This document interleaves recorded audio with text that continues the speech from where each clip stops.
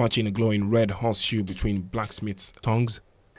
Meddah Larbi delights in his passion caring for horses' hooves as one of Algeria's last Farriers. At his workshop at the Chawa National Stud Farm in Tiaret, southwest of Algiers, Larbi hammered the hot horseshoe on an anvil. He has spent years crafting shoes of all shapes and sizes after first visiting the workshop with his horse as a 16-year-old. At the sight of an old man wielding a horseshoe over a coal forge, taking it from the flames, I fell in love. I knew that was what I wanted to do, Larbi said. He left school to become an apprentice of a farrier at Chawa, and after 4 years took over the job when his mentor retired. For the next decade, the former champion show jumper continued to ride competitively, combining his passion with a useful craft. من الدراسة سنة الرابعة ابتدائي كنت ندير الفروسية مركز فروسية الأميرة القادر كنت ندير الفروسية من بعد مع الوقت وليت نبغي هذه المهنة كنت كي الوقت اللي كنت نركب نشوف لي ماريشو كيف يصفحوا نروحوا كما الحرس الجمهوري نروحوا كما هنا نشوفوا نشوفوا النار نشوفوا بغيت هذه الحرفة. His tools of trade hang from the workshop walls, some pieces dating from its establishment in 1877 by French colonialists. Some of the tools he still uses have barely changed since the Middle Ages, while the work of a farrier dates back to more than 1,000 years. In recent times, more and more people are turning to machine-made horseshoes, which are lighter, even though factory-made shoes still have to be adapted, however, and fitted to each horse's hoof.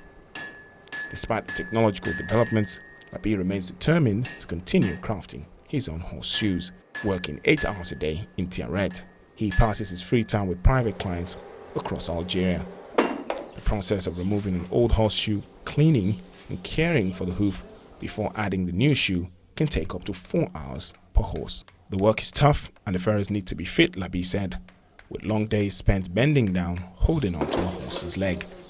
As well as patience and precision, he must have a deep knowledge of equine anatomy, as in emergencies, farriers can also be called upon to serve as vets. They can come across abscesses or laminitis, a disease affecting the hoof which need immediate attention. While Larbi remains enthusiastic about his work, he has been unable to find an apprentice to whom he can pass his skills on. Most young Algerians find the work hard and thankless, and they do not want to learn, he said. There's no formal training center for farriers in Algeria, and Larbi said 2 apprentices he took under his wing quit after 6 months.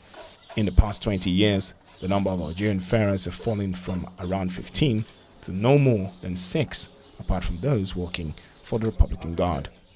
وليت نقرب ليها حتى اللي زعما بغيتها اللي وين زعما خلاص درت في راسي بلي هذه حتى اللي نسيتني على الدراسة تاعي. But there's no shortage of work, with one private breeder having to hire a foreign farrier to work full-time. When my schedule is full, I can have up to 200 horses each month, with most of them being private clients, said Larbi. Although he receives a minimum wage as a civil servant for the National Stud Farm, his lucrative private work can see him earn up to $1 million, that's $8,400 a year, twice the average salary in Algeria. Yet with few people willing to learn the craft, Larbi worries about its future. A farrier's expertise is also vital to the health of the horse, he said, highlighting an old saying, no foot, no horse.